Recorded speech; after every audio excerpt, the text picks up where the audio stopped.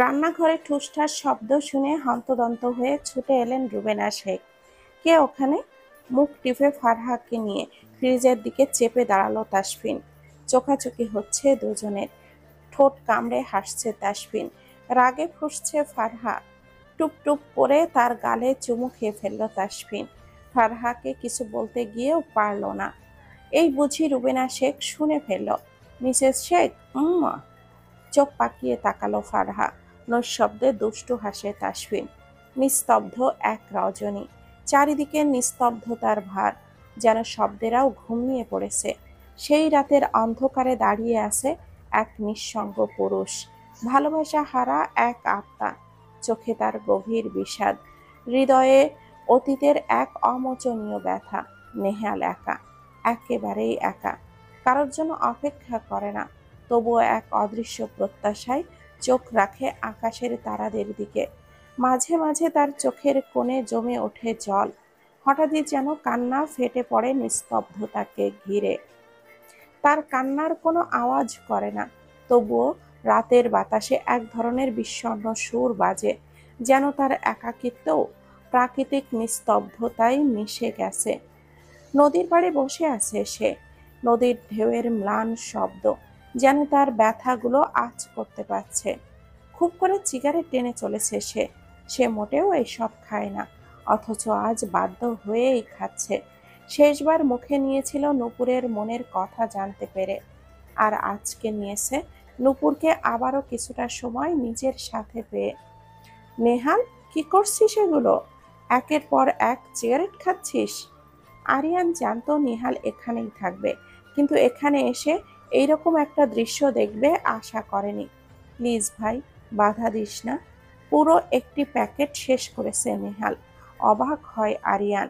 শেষমেশ উপায় না পেয়ে মুখ বুজে রাখা সিগারেটটা ফেলে দিল অদূরে। পাগল হয়ে গেছিস তুই? কিরে নেহাল, তুই তো এমন নস, তাহলে কি করে এসব করছিস? সহসা কেঁদে উঠল নেহাল। আমার কষ্ট হচ্ছে রে ভাই, আমার ভালোবাসা পাওয়ার অধিকার ছিল না। এতটা কষ্ট কেন পেলাম আমি? আমি তো খুব করে ভালোবেসেছি নূপুরকে। আরিয়ান বুঝে উঠতে পারে না কি করে নিহালকে সে সান্ত্বনা দিবে। তুই চল, এক্ষুনি বাড়িতে যাবি।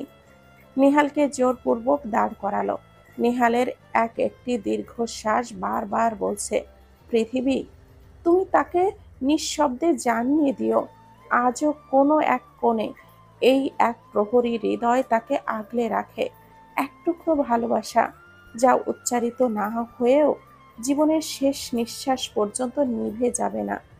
তার ব্যাকুল হৃদয় আর্তনাদ করে জানান দেয়, পৃথিবী যদি পারো, কানে কানে বলে দিও তাকে, কেউ আছে আজও তার নামে হৃদয়ের মন্দিরে দীপ জ্বালে। যে অনুভব প্রকাশে আসে না, তবুও সারা জীবন কেবল তাকে ঘিরেই বাঁচে। নিস্তব্ধ কালো মেঘে ঢাকা রাত, আকাশ জুড়ে ভারী মেঘের চাদর। চাঁদ তারার আলো ঢেকে গেছে গভীর অন্ধকারে। বাতাসে এক ধরনের চাপা নিস্তব্ধতা, যেন প্রকৃতিও নিস্তব্ধে শ্বাস নিচ্ছে। দূর কোথাও বাজ পড়ার আবছা আলো অন্ধকার আকাশকে মুহূর্তের জন্য ছিন্ন ভিন্ন করে দিচ্ছে, তারপর আবার সবকিছু গাঢ় কালোতে মিশে যায়। কেবল মাঝে মধ্যে কোনো কুকুরের ডেকে ওঠে এবং হালকা বাতাসের শো শো শব্দ কানে আসছে। পাতলা জামাটা খানিকটা সরে গেছে ফারহার। তাসফিন এক পাশে উপুর হয়ে শুয়ে আছে। ফারহা বরাবরই এলোমেলোভাবে ঘুমায়, আজকেও তাই।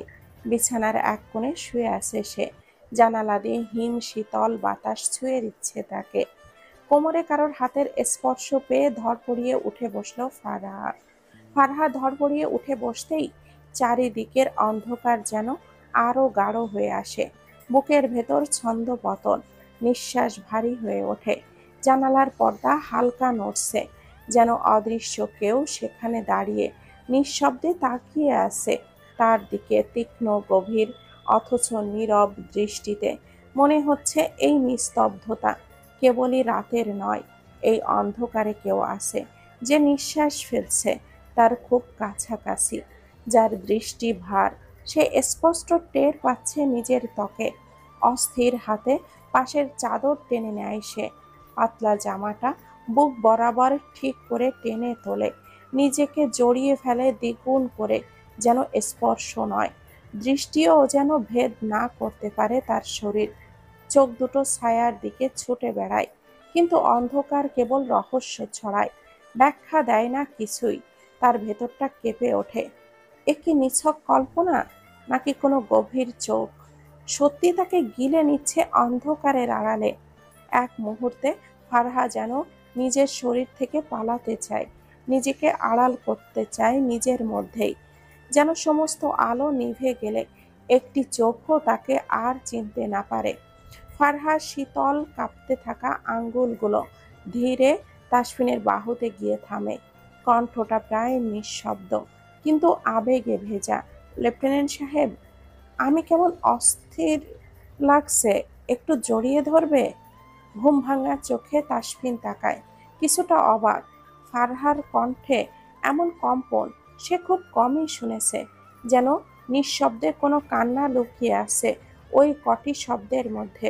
তাসফিন উঠে বসে, তার চোখে মুখে ঘুম নেই, এখন সেখানে সূক্ষ্ম দৃষ্টি।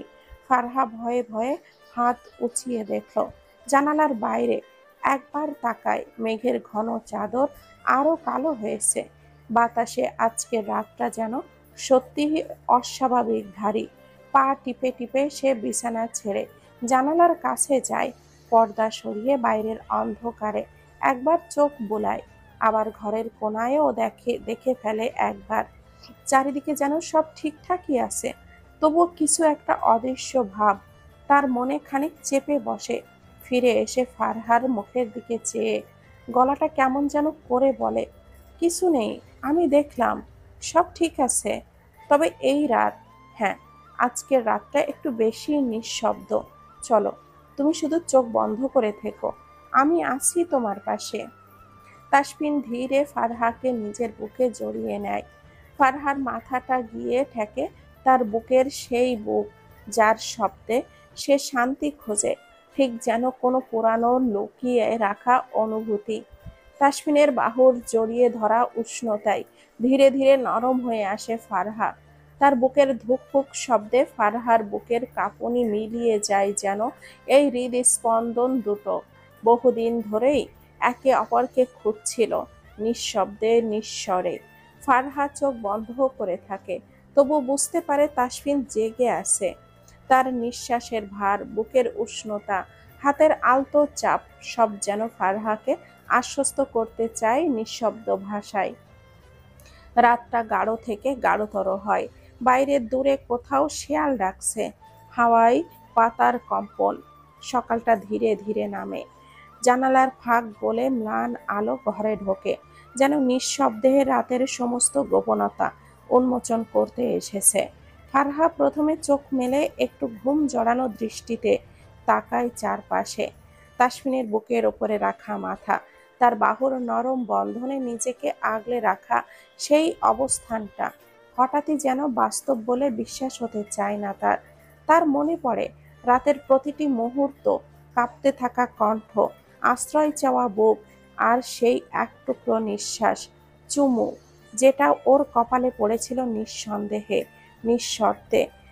হঠাৎ লজ্জায় গলাটায় রক্ত জমে ওঠে ফারহার। সে ধীরে ধীরে নিজেকে সরিয়ে নিতে চায়, কিন্তু তাসফিনের বাহুটা যেন একটুখানি শক্ত হয়ে আসে, মনে করিয়ে দেয় সে এখনো ঠিক পাশেই আছে।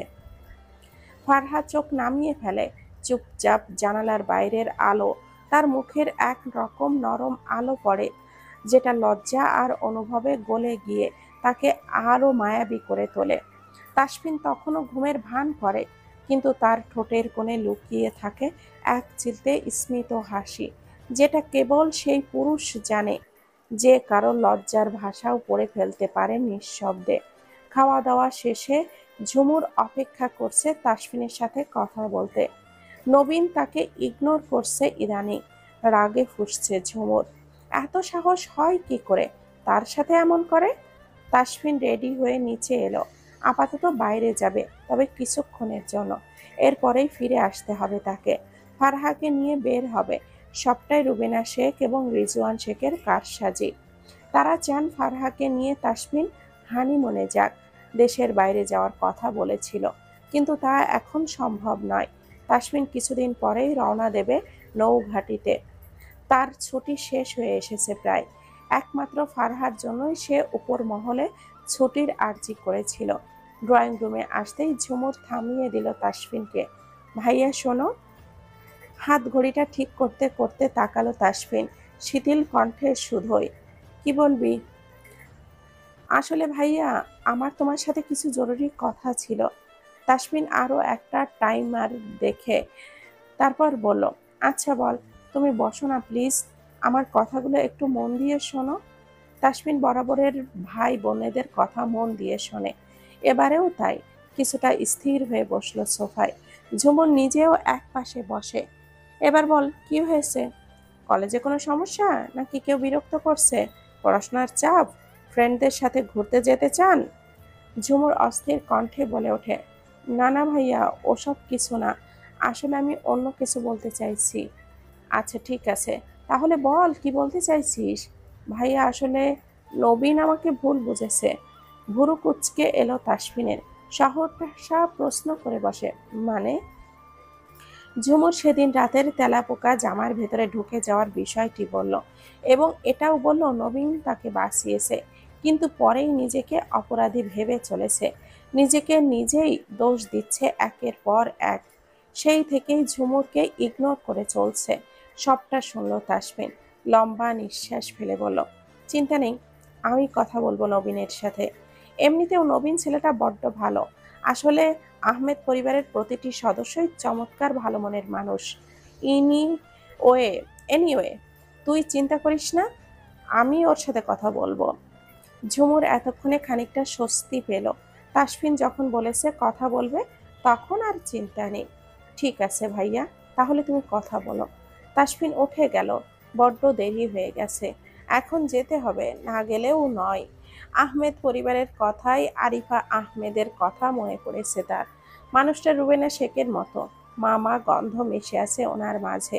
অনেক দিন কথা হয়নি, এবারে কথা বলা প্রয়োজন। হ্যালো আম্মু।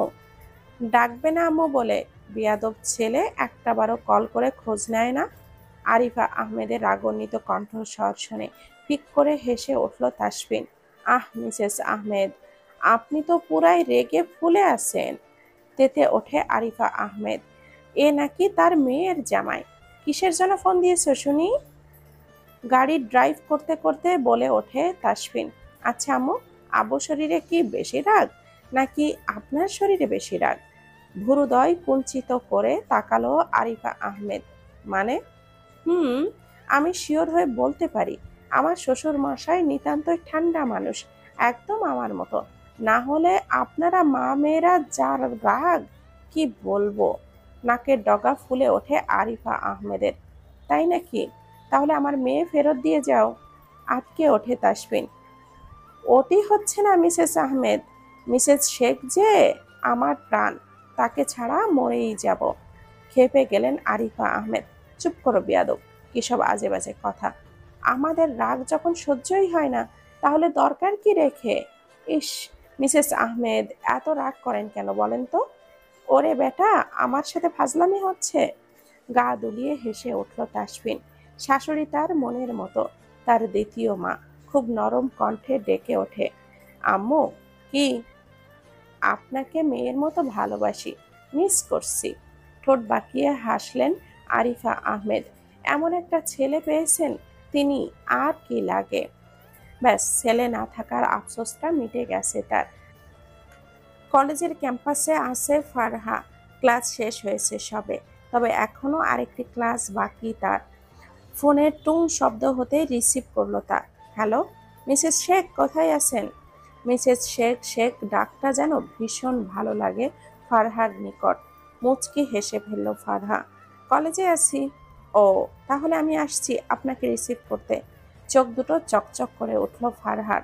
প্রশ্নবিদ্ধ কণ্ঠে শুধোই, কোথায় আছেন এখন? আপনার বুকে। লজ্জায় কান গরম হয়ে আসছে ফারহার।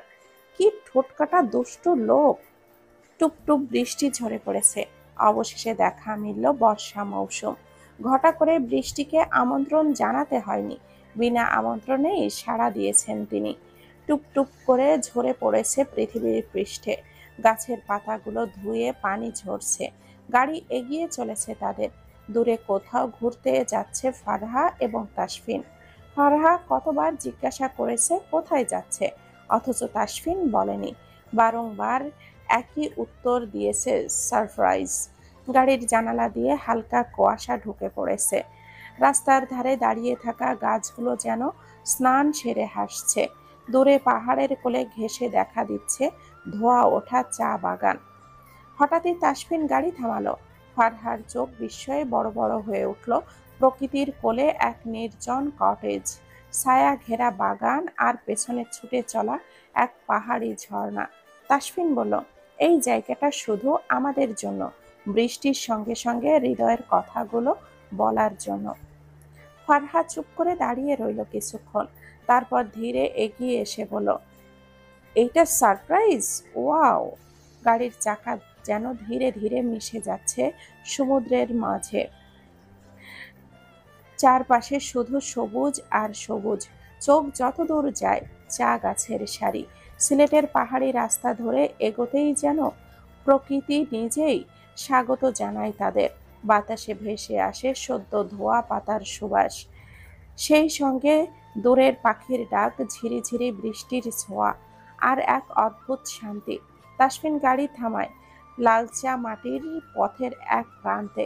সামনে দাঁড়িয়ে এক অপরূপ রিসোর্ট, পাহাড় ঘেরা, কাঠ আর কাচের মিশেলে তৈরি এক টুকরো স্বপ্ন।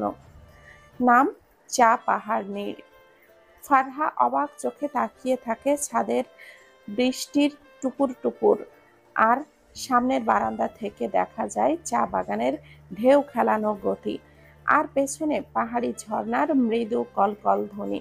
রিসোর্টের ঘরে ঢুকতেই কাঠের ঘ্রাণে মিশে যায় এক ধরনের উষ্ণতা। জানালার পাশে রাখা টেবিলে দুটি কাপ রং চা আর আদা লেবুর গন্ধে মাখানো। ফারহা জানালা খুলে দাঁড়ায় আর বলে, আপনি ঠিক বলেছিলেন, এটা শুধু আমাদের জন্য। তাসমিন কাছে এসে তার কাঁধে একটা চাদর তুলে দিয়ে বলল, চা বাগানের বৃষ্টি, পাহাড়ের হাওয়া আর তুমি, এই তিনটেই আমার খুব প্রিয়। ঘর জোড়া নিস্তব্ধতায় বৃষ্টির সুর যেন একমাত্র সঙ্গীত হয়ে বাজছে। আলগোছে এসে ফারহাকে পেছন থেকে জি ধরে তাসফিন। এই প্রথম তার ভেতরে অন্য কিছু অনুভব করছে। খুব করে মন চাচ্ছে প্রিয়তমাকে ছুঁয়ে দিতে, আদরে আদরে ভরিয়ে দিতে। শোক, জি। ঠোঁটের খুব কাছে গলার স্বর নামিয়ে ফিসফিস করে বলে, আজ রাতটা শুধুই আমাদের ফারহা। পৃথিবী থেকে থাকুক, সময়ও ভুলে যাক হাঁটতে। ফারহার বুকের হৃদস্পন্দন যেন ছুঁয়ে যায় তাসফিনের হৃদয়ের তলে। বৃষ্টি যেমন নিঃশব্দে ভিজিয়ে দেয় পৃথিবীকে, আমি তেমনি তোমাকে ভালোবাসতে চাই। প্রেমের বাক্যগুলো হৃদয়ে গেঁথে যাচ্ছে ফারহা, কাঁপছে থরথর করে। কি লজ্জা! এক মুহূর্ত চুপ করে সে ফারহার কানে ফিসফিস করে ওঠে, এই রাতে আমরা কোনো কথা বলবো না, শুধু চোখে চোখ রেখে লিখব এক প্রেমের চিঠি, যা পড়বে শুধু চাঁদ আর বৃষ্টি। হেসে ফেলল ফারহা, কোমরে দুষ্টু হাতের ছোঁয়া পেয়ে সুড়সুড়ি লাগছে তার, কুতুকুতু লাগছে তার। দুষ্টু হাসিটা অধর কোণে টেনে নেয় তাসফিন, আরো শক্ত করে জড়িয়ে নেয় বুকের ভেতর। তাই নিজের দিকে ফিরিয়ে আলতো করে কপালে উষ্ণ ছোঁয়া এঁকে দেয় তাসফিন। শান্ত কণ্ঠে আদেশের সুরে বলে, চট করে ফ্রেশ হয়ে এসো। ফারহা অপেক্ষা করে না, ফ্রেশ হতে চলে যায়। ফ্রেশ হয়ে বেরিয়ে আসতেই দেখতে পেল বিছানায় কাত হয়ে শুয়ে আছে তাসফিন। বুকের ভেতর ধুকপুক করে উঠল তার, ঠোঁটের কোণে মুচকি হাসি। রাতের কথা ভাবতেই শরীর হিম হয়ে আসছে তার। এই লোকটা যে এক চুলও ছাড় দেবে না, সে তা ভালো মতোই জানে। ধীর পায়ে এগিয়ে গিয়ে নিজের ভেজা চুলে ভিজিয়ে দিল তাসফিনকে। ধড়ফড়িয়ে উঠে বসল তাসফিন। তাকে একদম এই অবস্থায় দেখে খিলখিলিয়ে হেসে উঠল ফারহা। এটা কি ছিল? মজা? আপনি যেভাবে আমার সাথে মজা করেন তেমন ভাবেই। ভ্রুদয় কুঞ্চিত করে তাকালো তাসফিন, উঠে দাঁড়ালো তৎক্ষণাৎ। তাকে দাঁড়াতে দেখে শুকনো ঢোক গেলে ফারহা। আব তুমি কন বাঁচায়েগা ফারহা বেবি। ওস, ভুল হিন্দি। তবে রে, ফারহাকে আর পাইকে এক দৌড়ে রুমের বাইরে এসে স্নেহা আর নবীন চলে এসেছে আজ। আরিফা আহমেদ রান্না করছেন। স্নেহার মুখ থেকে শুনেছে ফারহা ওখানে বেশ ভালো আছে। মনে মনে খানিকটা স্বস্তি পেলেন তিনি। যাক, তার মেয়েটা শ্বশুর বাড়িতে ভালো আছে। তবে মনটা খচখচ করছে একটিবার কথা বলার জন্য। সাজ্জাদুল আহমেদ ঘুমাচ্ছেন। ডাক্তার দেখিয়ে আনা হয়েছে ওনাকে। দুদিন ধরে খুব অসুস্থ উনি। জয়নাল আহমেদ এই কয়দিনে টানা কাজ করে চলেছেন। তবে নবীন ফিরে আসাতে ভেবেছেন দুদিন বিশ্রাম নেবেন।